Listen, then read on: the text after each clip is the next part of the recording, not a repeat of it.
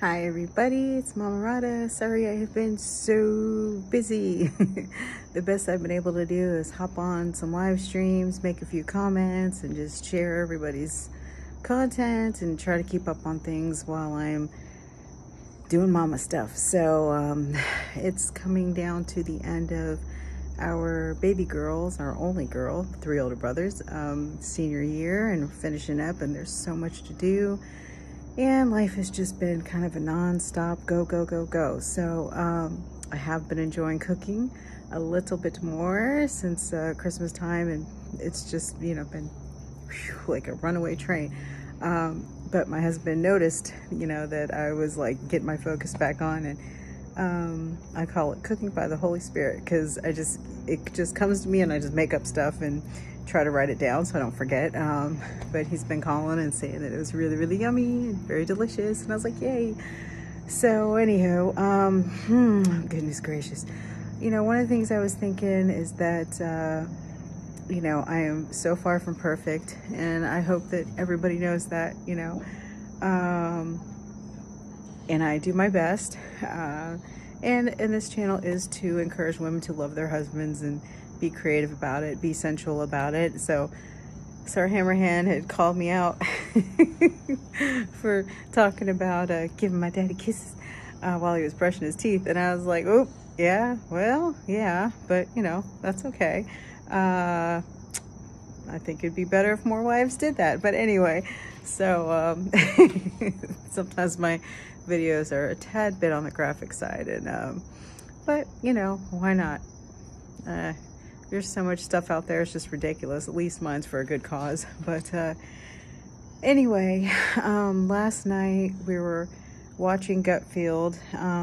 Once in a while, Daddy likes to watch all the news and stuff, and sometimes that comes on, and we try to laugh at it all, and point out all the nonsense and hypocrisy and lies, and what the real story is. Every now and then you get Tucker's pretty good, I'll give you that, but he's probably about the only one.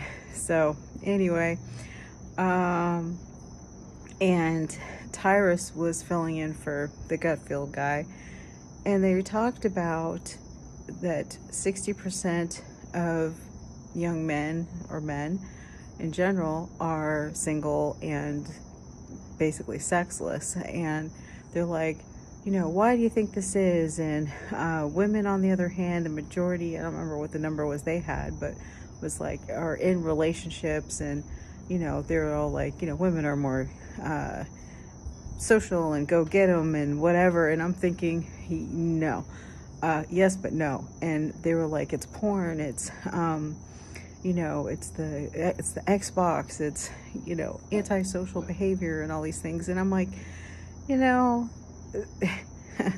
number one reason in my book is raised by single mothers, but even more than that, it's the dating culture that we know that females have created.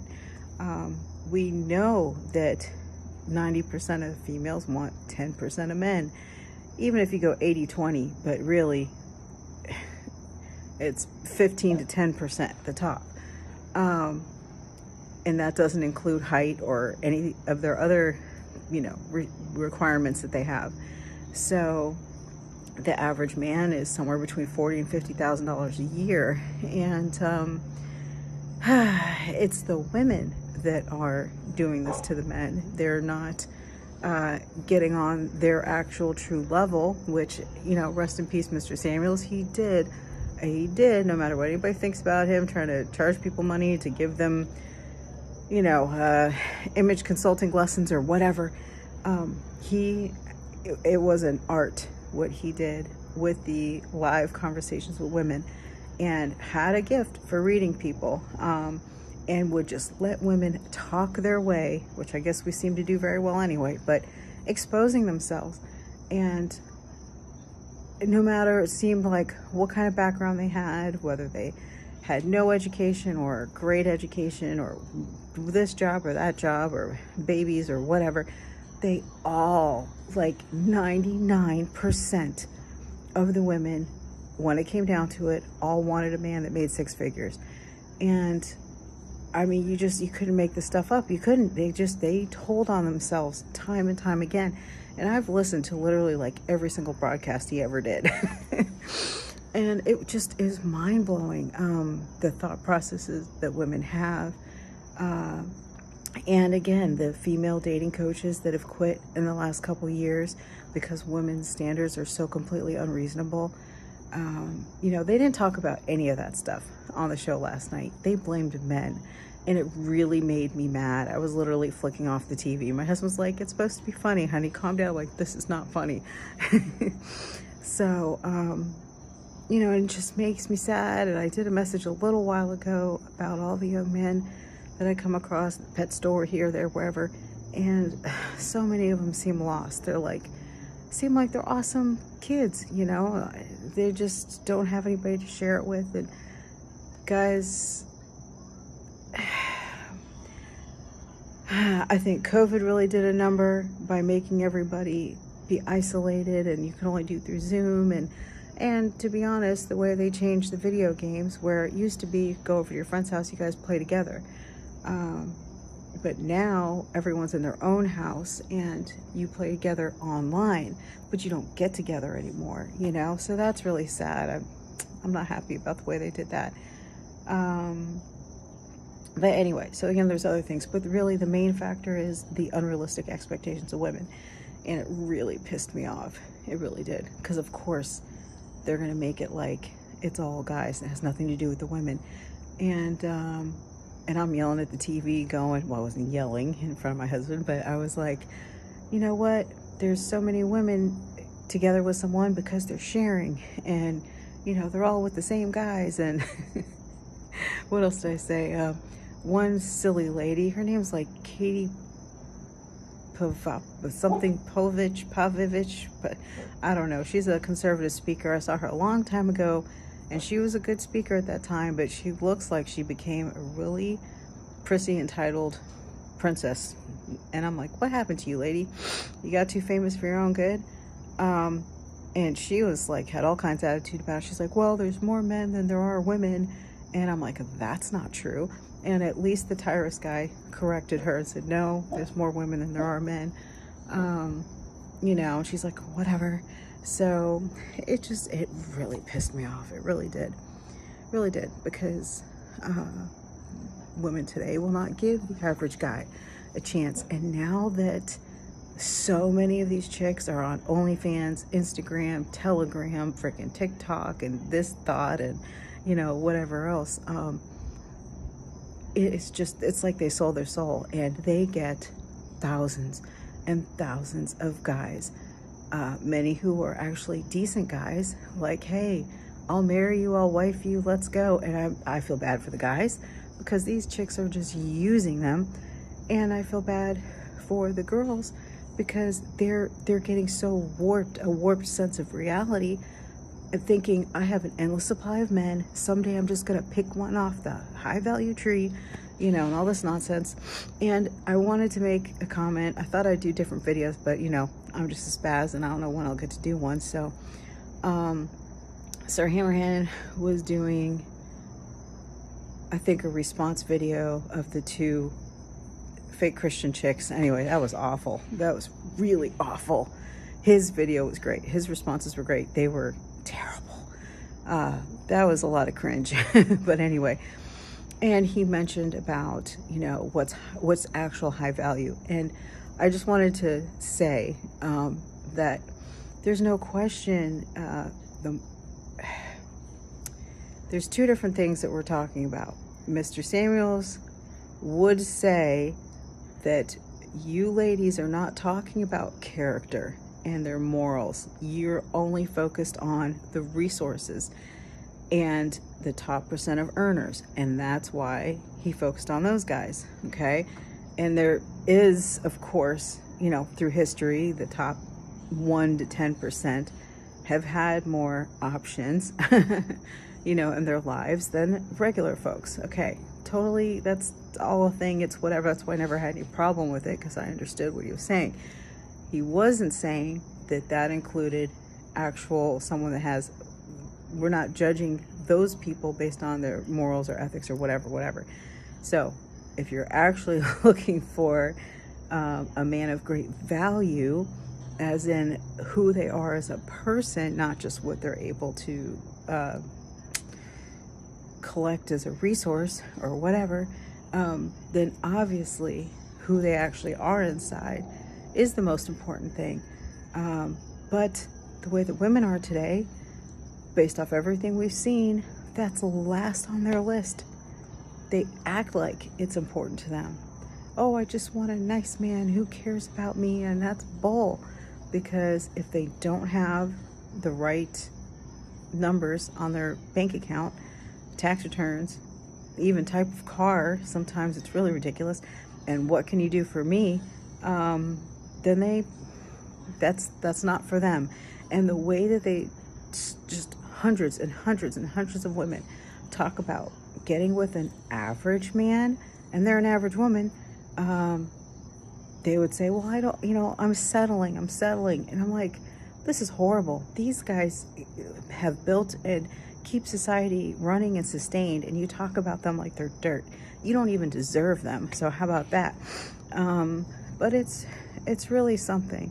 So, and I understand why many guys have given up on the hope of relationships, especially in the West, marriages and families. I get it. I totally understand. At least up until this point, I'm still going to try to be somewhat optimistic about the possibility of the human race surviving.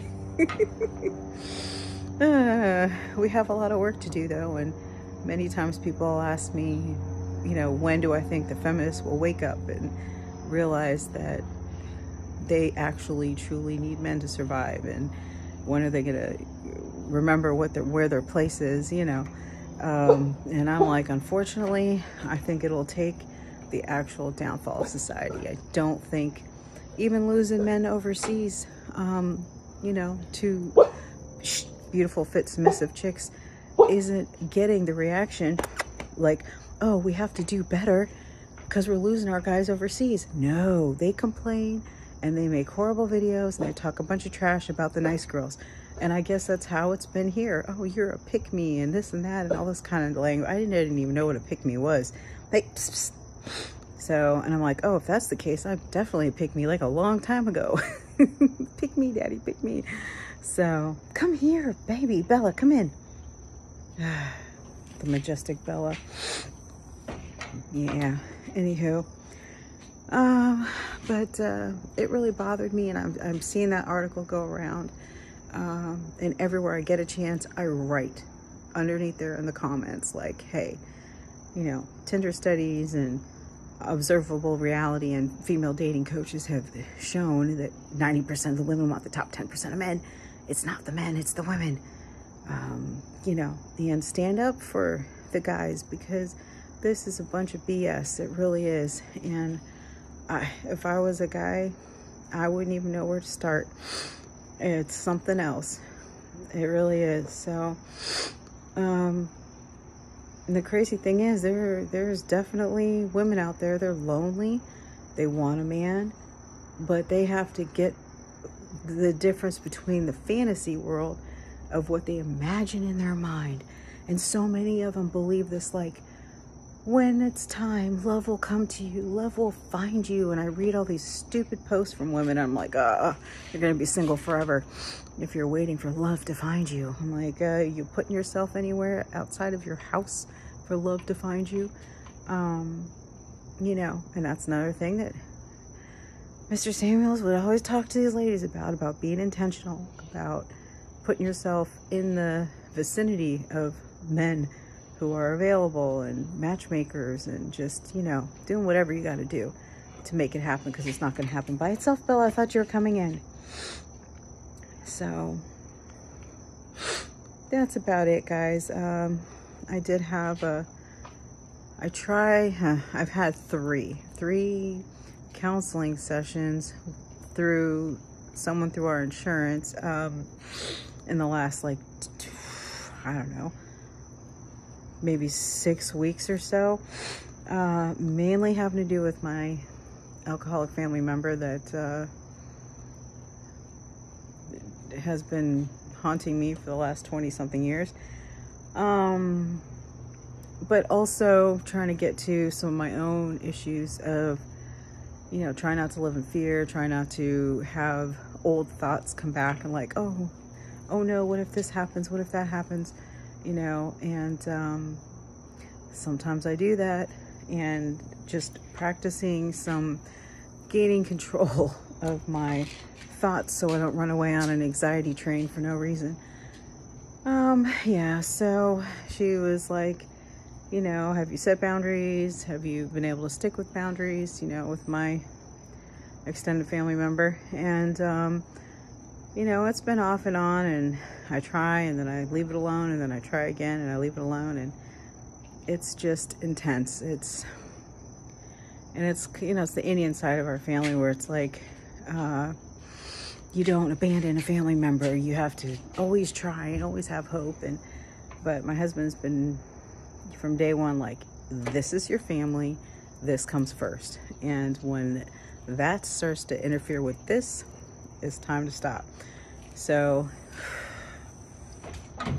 I've tried my best to kind of sort of make everybody happy, but there's really no such thing. So anyway, I've definitely done a better job for a while, putting up my boundaries and blocking people when I have to, and it's really something. I've been to Al-Anon meetings, I've been to AA meetings with the person, I've done all kinds of things. Obviously, I quit myself, like, hey, you can do it, you're gonna feel so much better, you'll be in control of your thoughts and your actions and blah, blah, blah. And it's like you literally just don't have control of that person or anybody. You can't make anybody do anything. And it literally is like accepting that. And I really don't know. I don't know. I'm just going to keep trying to do my little sessions here and there when I can. Try to help make me a better person, to handle things better. Trying to work on retraining my brain to not beat myself up so much, because I do that and I'm like, you guys already know. I'm like, oh, I want to look like these 20-year-old Instagram models. And I'm like, it's not happening fast enough. I'm going to the gym 5-6 days a week, blah, blah, blah. All the stuff. See, this is how a woman's mind works. It's like a runaway train from here, there, and everywhere. I could digress like 50 different ways. But it's all the stuff that I've been working on. And I think I've done. I think I weaned myself off the stupid phentermine stuff. Don't ever take that. People did try to tell me, God bless you. And for me, it wasn't my heart. It was a stupid, like, UTI situation. Like, I didn't even know that was a possible side effect. So I took one, then didn't the next day, then took one, then didn't the next day, then took half, then none, then half, then none. And now I'm just not going to take it anymore because I feel totally fine. I don't think it's going to be any issues. So then I'm back to medication free because that was the only medication I was taking. So pain in the butt. So, and my sweet loving daddy, he's such a sweetheart to me. He is a really good man. And it's funny because I still ask him these dumb questions almost once a month, and it's not necessarily around that time. Just randomly, if any one little thing pops in my head or whatever, I'll be like, hey, no, come here. I'll be like, hey, no, don't bark at people. Daddy, are you talking to anybody? Do you want anybody? Do you want anything? And he's like, woman, if you don't... Last night he was like, get a grip, and I did not take that well, and I was like and he's like, really? And I'm like, yes, Daddy, that hurt. And he's like, oh my God, woman, how many times do I have to tell you, go to work, come home, we go to the gym over and over and over again? I'm like, I know. So anyway, so I talked to the lady about it today, and she's like, okay, that's your anxiety, that's not intuition, that's your anxiety coming back to haunt you. You gotta get it under control. And tell yourself, knock it off, basically. So that's true. I can't always ask Daddy to be responsible for my emotional you know, whatever I'm going through. That's just not right. So yeah, anywho, boy, we're a pain in the butt, but luckily I'm good enough in other things that he puts up with me. He still loves me, and I'm very grateful. So I love you guys. I hope you guys have a great evening, and it's enough blah blah blah. Get ready for my daddy to come home and get some more stuff cleaned up. So sorry, I've been super busy. I've been very busy. And home comes first. So I wanted to do a whole response video on the chicks because it was horrible, but I think you guys covered it really well. So definitely not representing Christianity well at all whatsoever, and very unreligious or faith-like or Christian-like or followers of Jesus-like comments and conversations going on. That was insane. So sorry, you know, and she reached out and she wanted to like just have peace, and I was trying to leave it alone, but man, it's like I watched that and I'm like, you can't. And then all the stuff about the manosphere and the red pill, and I'm like, oh, this is just not good. It's not good.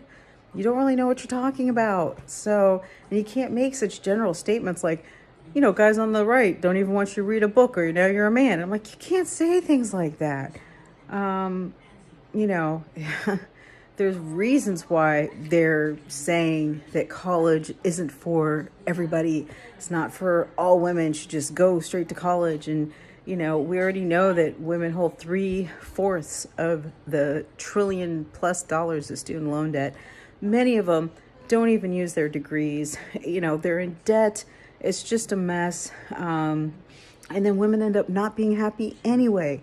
So it's like, it's a whole thing to it. It's not just that, like, you know, they're totally barbaric and caveman where they're like, women no read, you know. However, you know, that was probably the start of some trouble. But in any case, it's all good. Lots of love, and you guys just have a good night, and I'll talk to you soon. All right, ciao.